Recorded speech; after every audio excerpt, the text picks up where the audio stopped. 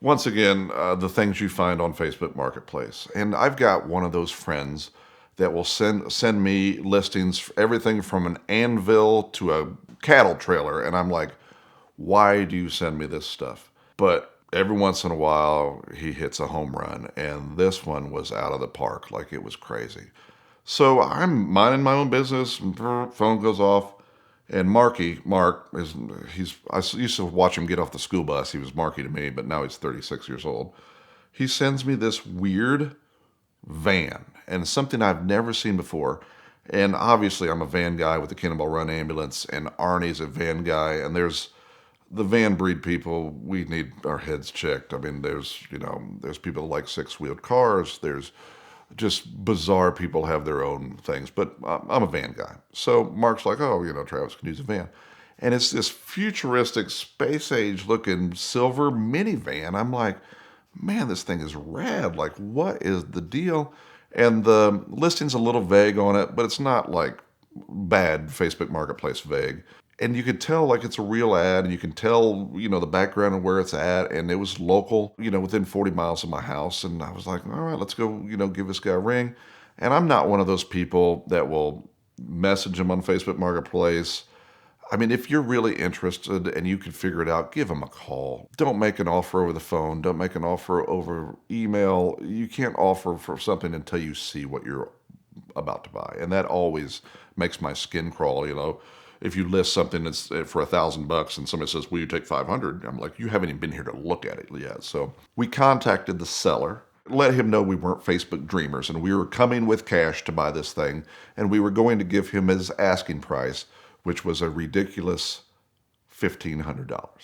And I sent Marky up with a trailer to go pick it up and took cash. And so I didn't even negotiate. I bought it.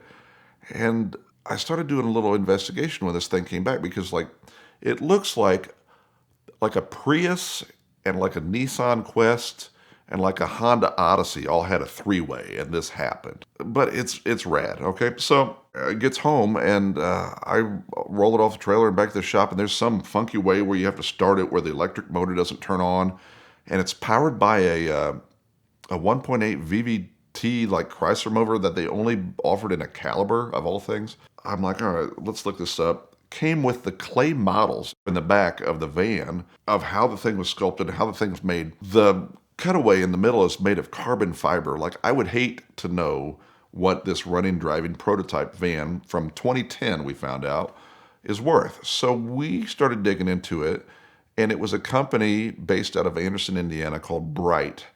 And the name of the van was the Idea. Wah, wah. It's the bright idea, right? But they marched this thing out in front of Congress and the Obama administration, and they were pushing for this $450 million grant because they had a running and driving prototype to make this a government vehicle. And the seats were rad, the back end, it's got a suicide door, like it couldn't be cooler. But it was a hot hunk of crap because it was, powered by the Chrysler motor. The EV stuff does work, but what made no sense is like after 12 years, the batteries were still charged up and they still powered the electric motor in it. And it was just this sequence to start it, and I never got it right. And I really didn't know what to do with it, but I'm one of those idiots that believe vehicles have souls. And so I wanted to save this thing because someone would tear the inside out, cut all the wires, but it was complete. And it had all the paperwork. It had the clay models in the back. And someone took thousands of hours to make this. And I would hate to know how much money it cost. So they marched the thing out in front of Congress and say, look at this. And there's multiple videos, car and driver articles. The prototype apparently was $1 million because all of the panels are this lightweight something. General Motors invested $500,000 into the technology just to try to make it work, and all these different articles and YouTube videos and everything, and then it goes nowhere. And they didn't get the grant, and the company folded. And hard telling where this van has been for the last 12 years, but I can tell you where it's at now. So now what do I do with it? Because if you come to my house currently or check out my property currently, I mean, I have one ass and 2 feet, about 12 cars. So I have way too many cars. And Needless to say, I've already got a broke down Cannonball Run van that doesn't run half the time and won't make its way out of the driveway. I surely don't need this thing. So who is the best ass for this seat is Arnie Toman. Arnie, if you don't have this guilty pleasure of watching his Instagram stories, stop me now and go subscribe to him, because it's all van stuff. And the Cannonball Garage parts van is Milk Jug, and he has this crazy Honda Odyssey van called the Vandit, and it's a Van Zam, and I'm like, this has got his name written all over it. So Arnie's coming to Indianapolis for PRI, and I'm like, Arnie, I have a present for you. Bring a trailer.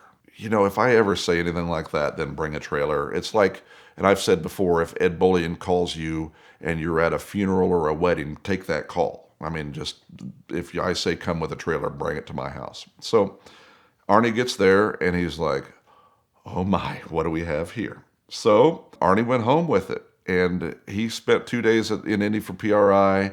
We loaded it up, figured out how to get it started, and like I said, he took off back to Chicago, and he did like a little teaser, like, look what I bought now and look whatever. And he got it back to Chicago and called me, and he says, oh, by the way, did you know this thing has no heat and no air? And I'm like, breaking news. I had no idea. It was a prototype, didn't know, just roll the windows down. And he goes, oh, by the way, the windows are riveted shut, so the windows don't roll down. But it was just, march it out there, look at us, it runs, it drives, it moves. There was an awesome 80s, 70s, and 80s TV show called The $6 Million Man, and Arnie names all of his vans. So this was the $6 Million van. So currently it has no heat, no air. It has no windows that will roll down, but it's rad, like all that we can get there. The windows apparently are acrylic, which I didn't know that. But then he also notified me that it has no wiper arms or any linkage to make any wipers work. So he was like, as rad as this is, I'm going to have to punt this down the road. And I was like, cool. I mean, what are we going to do with it now? So we had discussed maybe donating it to a technical college or a school or something so they can kind of deconstruct it to advance some of their ideas and things like that. But apparently it's going to end up on another YouTube channel, and they're going to attempt to get it running, or do something with it, because it's super cool. So stay tuned. The future of the $6 million van is on the way. Right now, I need you to check out Auto Tempest at the link in the description below to find whatever car you're searching for. They make Car Trek possible, and they've been a supporter of VINwiki for the last 4 years. So please check them out now to find your next car and support them for supporting us.